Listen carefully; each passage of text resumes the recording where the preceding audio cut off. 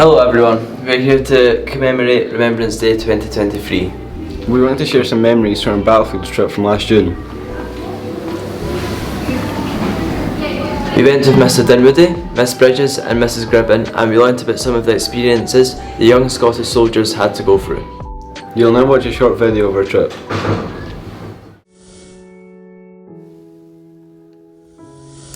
Our journey began in June 2023, where we left from the school having formed a PALS battalion just like the soldiers had done many years before as they set off to fight in the First World War.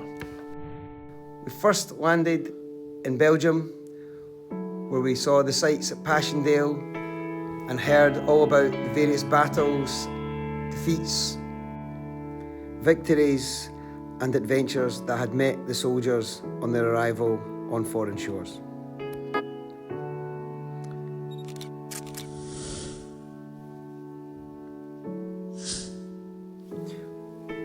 We learned also of the many monuments that now stand in memorial to those soldiers that lost their lives, and that many of them came not just from Scotland, but from the Commonwealth, from Canada, from Australia, and from New Zealand.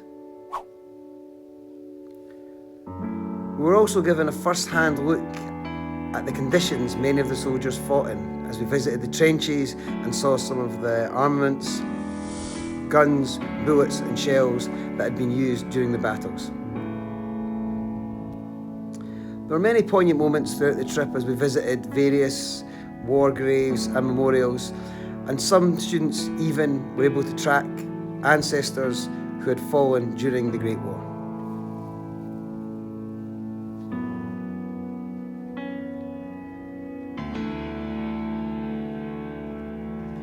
Time and time again, we were struck by the scale of the war and the number of casualties that it claimed.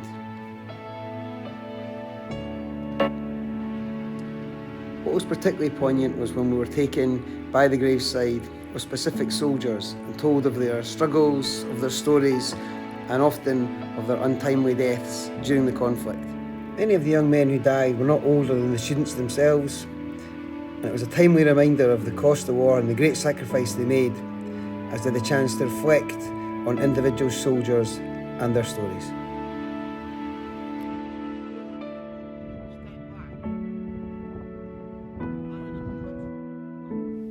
During our time in northern France, we heard many stories about German soldiers who, although fighting on different sides of the conflict, shared many of the same aspirations, hopes, dreams and untimely ends as the soldiers fighting for the United Kingdom.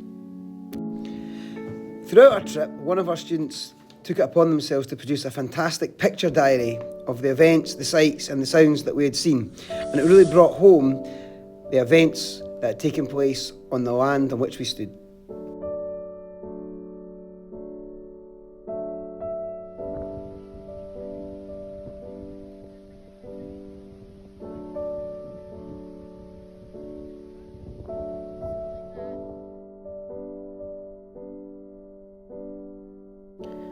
Amongst the many amazing experiences that we had there, one that stuck with us all was this memorial called the Brothers in Arms, which was built to commemorate the sad story of two Australian brothers, one of whom lost his life at battle and the other one who made a vow to return and find his brother's body.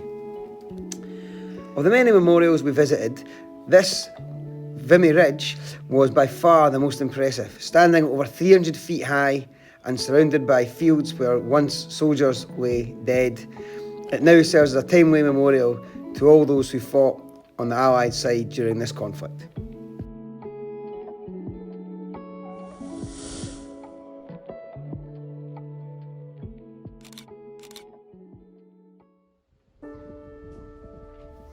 On our final day on the trip, we visited Tynecut Cemetery, the largest Commonwealth graveyard anywhere in the world, with over 12,000 soldiers laid to rest.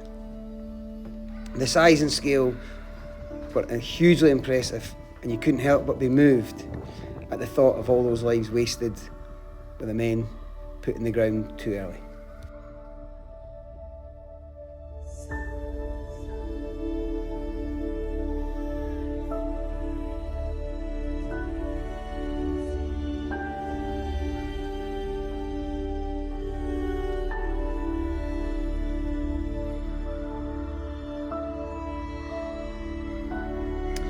trip finished with the group attending the Meningate ceremony on the outskirts of Ypres to pay their respects.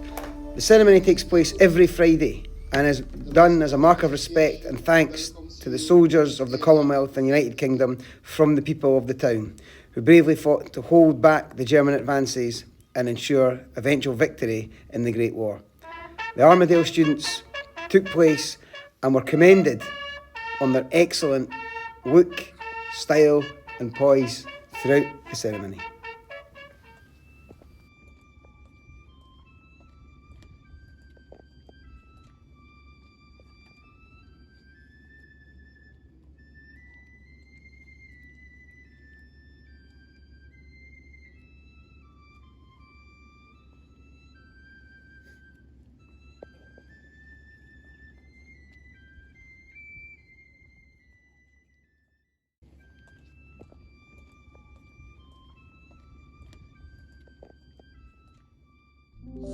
Thank you for watching. It was a very valuable experience, and the next battlefield trip will be in 2025. Make sure to look out for it in the advertiser.